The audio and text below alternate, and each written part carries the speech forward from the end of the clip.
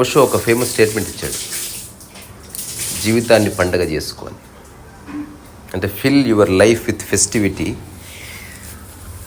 అని చెప్పాడు. అయితే ఎలాగో మనం సంవత్సరాలు గడిచిపోతున్నాయి, ఏదో పండుగ చేసుకుంటూనే ఉన్నాం. బట్ పండుగలు చేసుకోవడం వల్ల జీవితంలో ఏమైనా మార్పు వచ్చిందా అని ఒక మనిషి క్రాస్ చెక్ చేసుకుంటే యాక్చువల్లీ ఏ మార్పు రాదు. ఇంకింత డబ్బు నష్టం అవుతుంది అంతే పండుగల పేరు మీద. కానీ పండగ ఇన్ ఇట్స్ ట్రూ సెన్స్ కనుక మనం అర్థం చేసుకుంటే, కొంచెం సోక్రాటిక్ మెథడ్ లాగా అనలైజ్ చేస్తే అసలు పండగ అంటే ఏంది, పండగ రోజున్న విమలకి మామూలు రోజు విమలకి ఏం తేడా చెప్పు.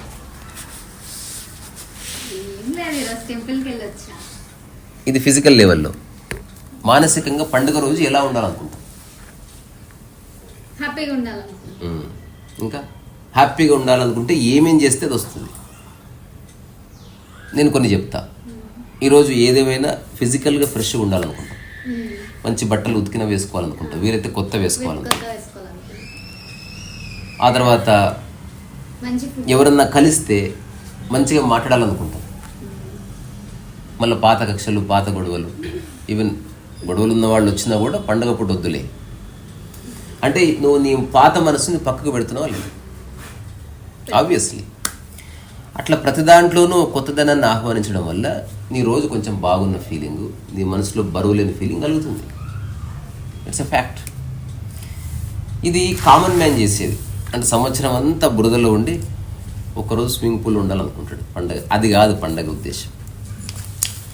నిజంగా to fill life with festivity అంటే పండగ రోజు ఎలా ఉన్నావో అది ఎందుకు బాగుందో గుర్తించి లైఫ్ అంతా అట్లుంటే సరిపోతుంది కదా. అప్పుడు జీవితమే పండగ అయిపోదు. లేదా 364 days దండగా ఒకరోజు పండగ అట్లా కాదు కదా. సో అప్పుడు 364 days నువ్వు ఒక రకమైన స్ట్రెస్లో ఉండటం వల్ల స్ట్రెస్ రిలీజ్ కోసం పండగ వాడుకోవచ్చు. చాలా మంది అంతే. నేను కూడా అలానే వాడుతున్నాను. రోజు ఆఫీస్కి వెళ్ళి వచ్చి చేసుకొని ఈరోజు కుక్ కూడా చేసుకోకూడదు ఇట్లాంటి. సో ఇప్పుడు నాకు పండగ చేసుకోవాలని ఎందుకు అనిపిస్తుంది? ఒకవేళ ఎవ్రీడే నీకు పండుగ ఉందనుకో, ఏదన్నా తెలుస్తుంది ఒక్కటి తెలీదు, పండుగ ఉన్నట్టు తెలియదు. ఏదైనా తెలియాలంటే అది ఉండకుండా పోతేనే తెలుస్తుంది. ఎగ్జాంపుల్, ఎప్పుడు సూర్యుడు వెలుతురు సేమ్ ఉంది, తద్వారా సూర్యుడు గుర్తించబడ్డాడు నీకు. సూర్యుడు సాయంత్రం అయ్యి డిసెప్పిర్ అయిపోయి చీకటి రావడం వల్ల మళ్ళీ సూర్యుడు ఫ్రెష్గా కనిపిస్తాడు. సో పండగకు సిగ్నిఫికెంట్గా ఎందుకు అనిపిస్తుంది అంటే ఈ ఉగాది తర్వాత మళ్ళీ 365 daysకే మళ్ళీ ఈరోజు వస్తుంది. అందుకని దానికంటే ఒక 3-4 days ముందు చిన్న బజ్ ఉంటుంది. ఉగాది వస్తుంది, బట్టలు కొనుక్కోవాలి, ఉగాది వస్తుంది, పచ్చడి చేసుకోవాలి, ఉగాది వస్తుంది, బంధువులు. ఒకప్పుడైతే పండుగ పూట ఈ ఊరిలో ఆ ఊరికి, ఆ ఊరిలో ఇప్పుడు ఎవరు ఎక్కడికి పోతలేరు. ఎప్పుడైతే వాట్సాప్ కాల్స్, వీడియో కాల్స్ వచ్చాయో చూసేసాంలే ఏముంది, ఏం చూస్తాం అని మాట్లాడేసుకుందాం, అట్లాంటి ఒక ఫీలింగ్. అసలు కలిసిన మాటలు ఏమి లేవు. ఇట్లా కాసేపట్లో మళ్ళీ ఎవరి ఫోన్స్లో పడిపోతుంది. ఎందుకు? అన్ని విషయాలు చెప్పేసుకుంటున్నారు. దానివల్ల ఒకరి పట్ల ఒక క్యూరియాసిటీ లేకుండా పోయింది.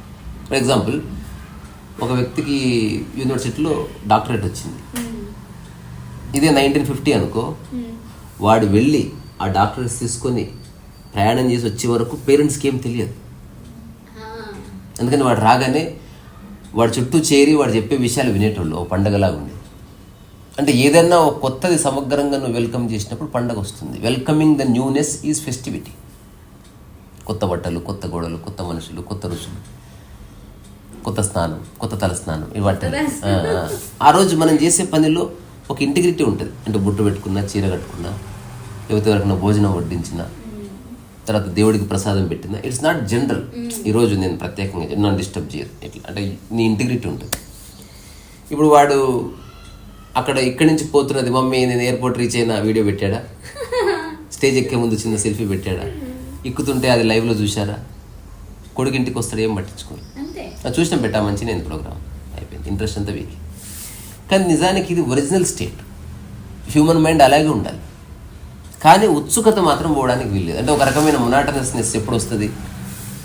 ఇంకా చేసిన జాబే చేస్తున్నాం, చేసిన సంసారమే చేస్తున్నాం, ఇంకా అదే భార్య ఏముంటుంది. కొత్త సంవత్సరం అందుకే అట్లీస్ట్ ఇప్పుడు మ్యారేజ్ డే చేసుకుంటారు కదా, అది కూడా పండగ లాంటిది. ఆ ఒక్కరోజు కొత్త బట్టలు కట్టుకుంటారు అంతే. నిజానికి మ్యారేజ్ డే కంటే ఒక 10 days ముందు వాళ్ళ బాడీని చూసుకుని పెళ్ళైనప్పుడు ఎలా ఉన్నారో, పొట్టలు లేకుండా, ఎక్కువ కండలు లేకుండా అట్లా మారాలి, అట్లా కలుసుకోవాలి వీళ్ళైతే నెక్కడిగా. కానీ మొత్తాన్ని చీరలో కప్పి, ప్యాంట్లో కప్పి అట్లా పొట్టలతో కలుసుకోవడం కాదు. అంటే నువ్వు జస్ట్ బట్టలు వేసుకున్నంత మాత్రం కొత్తగా అయిపో, కొత్త మనసు, కొత్త బాడీ రావాలి కదా. సో ఇప్పుడు నేను 2009 నుంచి పండగల్ని ప్రత్యేకంగా సెలబ్రేట్ చేసుకోవడం ఆపేసిన. ఎందుకు? 2009 నుంచి. ఎవ్రీడే పండగనే. అంటే ఎవ్రీడే నిత్యనూతనంగా నీ మనసు ఉంటే దట్స్ ఎనఫ్. అది ఎట్లా వస్తుంది? వేరే వాళ్ళ మీద కుట్రలు, కక్షలు, కుతంత్రాలు ఉండనీయకు. ప్రతిరోజు నువ్వు చేస్తున్న పని ఈక్వల్ ఇంట్రెస్ట్తో ఎప్పుడు చేయి. పండగ రోజు ఎట్లా వండుకుంటావు, ప్రతిరోజు అంతే శ్రద్ధ వండుకో. నేను పండగ రోజు వండుకోను. పోనీ ఏ పని చేస్తావు అనుకో, ప్రతిరోజు వండుకోను. పోనీ ప్రతిరోజు వండుకోకట్లేదు. చాలా మంది వండుకొని తినడానికి కారణం 90% ఆఫ్ ద పీపుల్కి వేరే వసతి లేక. నిజానికి వండి పెట్టేవాళ్ళు గవర్నమెంట్ ప్రతిరోజు ఇంటికి భోజనం క్యారేజ్ పంపిస్తుంటే అందరూ ఆ భోజనమే తిని. ఇప్పుడు అంతెందుకు, ఆడవాళ్ళకి టికెట్ లేదు, ఒక్కరన్నా ఫైట్ చేస్తున్నారు. నేను టికెట్ తీసుకుంటే నా డిగ్నిటీ ఇంపార్టెంట్. మగవాడితో ఆడది సమానం అండి. నాకు శరీరం ఉంది, వాడికి ఉంది. నేను ఎర్న్ చేస్తున్నాను, నేను ఎందుకు డబ్బులు ఇవ్వకూడదు? నాకు టికెట్ తీసుకుంటేనే నేను బస్ ఎక్కుతా, లేకపోతే దయచేసి నా జెండర్ మార్పియండి, ఏదో ఒకటి చెప్పాలి. సో ప్రతిరోజు నిత్యనూతనంగా పనిచేసేవాడికి ప్రత్యేకంగా పండగ అక్కర్లేదు. పండగ అంటే ఒక ఫ్రెష్ మైండ్తో జీవించడం, వేరే వాళ్ళ గురించి ఎక్కువ ఆలోచించకుండా, అందరి జీవితాలను భూదద్దాలు పెట్టి చూడకుండా నీ పనిలో నువ్వు లీనం కావాలి. పండగలో ఒకటి జరుగుతుంది, ఒక సహజంగా ధ్యాన స్థితిలో ఉంటున్నారు గమనించినవా? అంటే ఇంటిగ్రిటీ, అంటే నీ యొక్క సెన్సెస్ పనికిరాని విషయాల మీద మళ్లించకుండా నీ పనిలో శ్రద్ధగా టెంకాయ వలుస్తారు, శ్రద్ధగా తోరణాలు కడతారు, శ్రద్ధగా పచ్చడి చేస్తారు. ఎవరినో వచ్చి స్నానం చేయకుండా ముట్టుకుంటూ వద్దంటారు. అంటే ఏదైతే కరప్ట్ చేస్తుందో దాన్ని పక్కకు జరిపేస్తుంది. మరి రోజంతా ఎందుకు చేయరట్టు? ఏమో నాకైతే అర్థం కాదు. ఇది ఆడ తగిలింది. రోజు busy life, regular routine life ఏమో. అంటే ఆఫీస్కి వెళ్ళాలి. ఇంకోటి ఎలాగూ వంట చేయక తప్పదు కదా, జస్ట్ కొంచెం శ్రద్ధగా చేస్తే అయిపోతుంది. అంటే పండగ అంటే నువ్వేమి అద్భుతాలు ఏమి చేస్తలేవు, రోజు చేసే పనులే కాస్త రిఫైన్డ్గా చేస్తున్నావు, మోర్ ఇంటిగ్రిటీతో చేస్తున్నావు అంతే. వెంకటాచల నిలయం వైకుంఠపురవాసం తారరోరా నా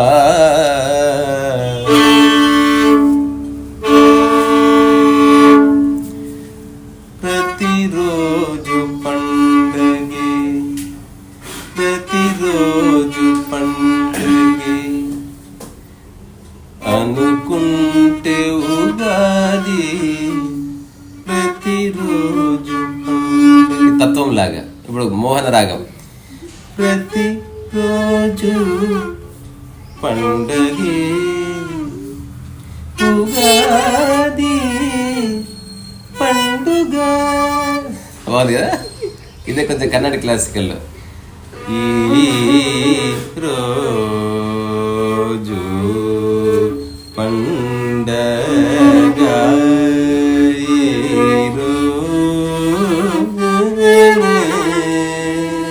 నేను హాయిగా ఆడుకుంటూ పాడుకుంటాను.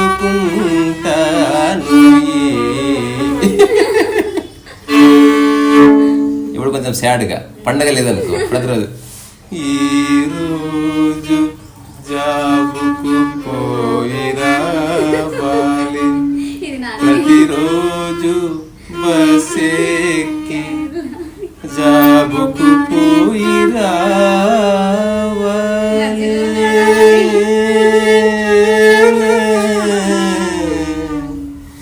ఎక్కడ చూసిన ట్రాఫిక్, ఎక్కడ చూసిన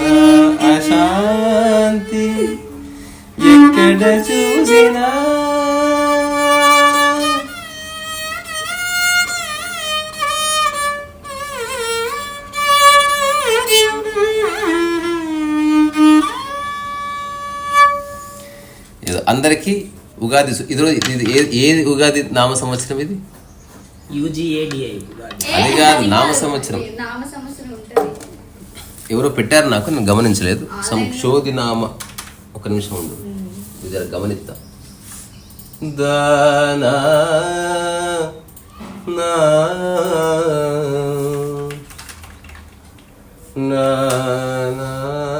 క్రోధినామ సంవత్సరం ఇది. సో అందరికీ క్రోధినామ సంవత్సర ఉగాది శుభాకాంక్షలు. ప్రతిరోజు పండుగ చేసుకోండి అంతే. హరి సరస్వతి.